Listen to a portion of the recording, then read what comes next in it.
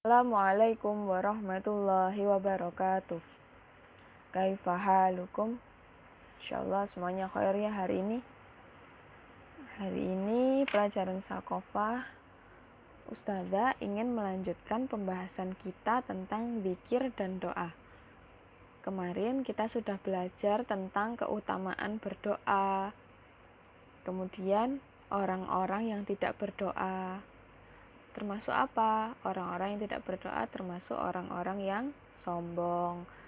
Nah, hari ini kita akan mempelajari sedikit tentang zikir dan doa setelah sholat. Nah, ini nih. Insya Allah kita sudah sering melakukannya ya. Pasti kita setelah sholat selalu berzikir dan berdoa. Zikir itu apa saja? Seperti Astaghfirullah, astaghfirullah, seperti itu ya. Astaghfirullahaladzim, astaghfirullahaladzim. Kemudian alhamdulillah, alhamdulillah, alhamdulillah. Kemudian ada apa lagi? Allahu akbar, Allahu akbar, Allahu akbar. Nah, kalau doanya biasanya doa untuk kedua orang tua. Rabbighfirli wali walidayya warhamhuma kama rabbayani shaghira. Kemudian doa selamat dunia akhirat. Rabbana atina fid dunya hasanah wa fil akhirati hasanah wa qina adzabannar. Nah, itu tadi contoh zikir dan doa setelah sholat.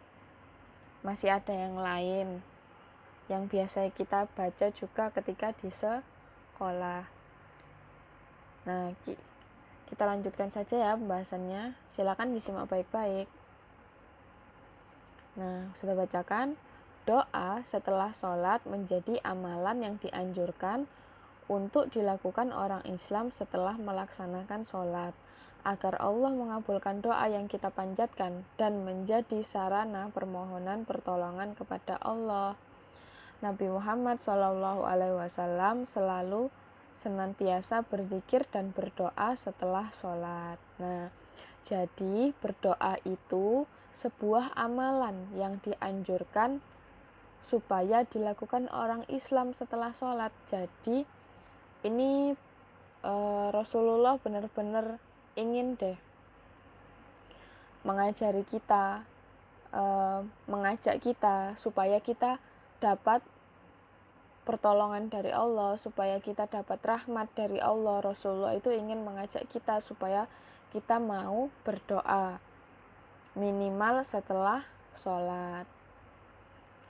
Nah, di bawah ini juga tertulis bahwa Nabi Muhammad SAW selalu senantiasa berzikir dan berdoa setelah sholat. Nah, masa kita nggak mau sih ngikutin Rasulullah, padahal kan ini amalan yang baik. Jadi harus senantiasa diamalkan ya, berdoa setelah sholat.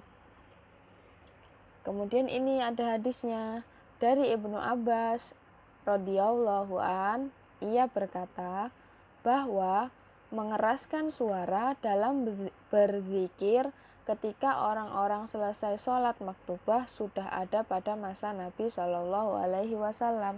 Nah, ini artinya orang-orang yang berzikir, orang-orang yang berdoa, orang-orang yang melakukan itu setelah sholat maktubah itu sudah ada sejak zaman Nabi Muhammad SAW.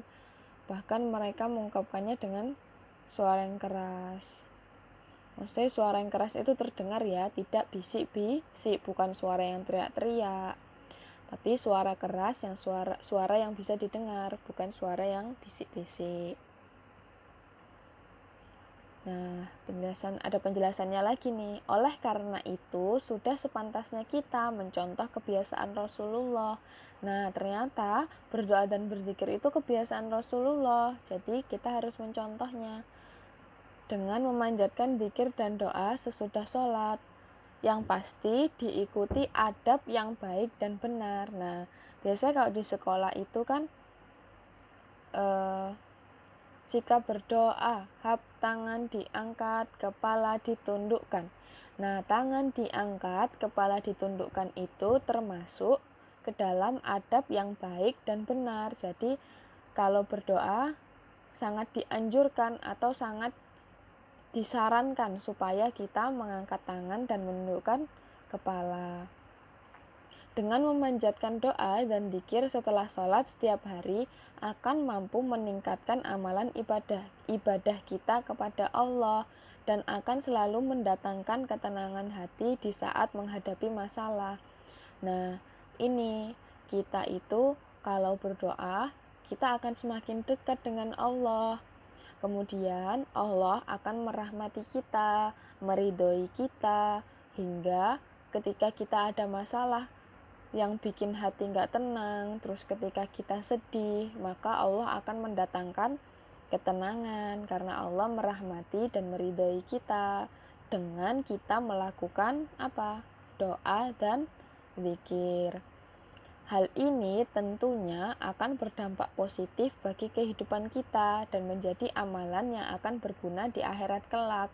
Ternyata berdoa itu tidak hanya bermanfaat saat kita di dunia. Di dunia bisa jadi Allah merahmati kita, Allah meridhoi kita, membuat hati kita tenang, mengabulkan keinginan kita, membuat kita senang, gak sedih, membuat kita berani, jadi gak takut. Nah, ternyata gak cuman itu, tapi juga akan berguna di akhirat kelak. Karena apa? Orang-orang yang berdoa adalah orang-orang yang tidak sombong, sehingga kalau tidak sombong, tentu saja sudah pasti Allah siapkan surga untuknya. Jadi, usahakan untuk selalu berdoa dan berzikir setelah sholat ya. Jangan langsung lari. Apalagi biasanya kalau sholat di masjid udah langsung lari, buru-buru pulang. Nah, jangan seperti itu. Kita semua usahakan untuk berzikir dan berdoa setelah sholat agar Allah merahmati kita, agar Allah meridhoi kita, agar Allah menyayangi kita, dan menempatkan kita di surganya kelak. Nah, gimana penjelasannya? Sudah paham? Jika ada yang belum paham, nanti boleh ditanyakan ke Ustazah ya. Jazakumullahu khairan. Astagfirullahaladzim kasiron. Wal akhir. Wassalamualaikum warahmatullahi wabarakatuh.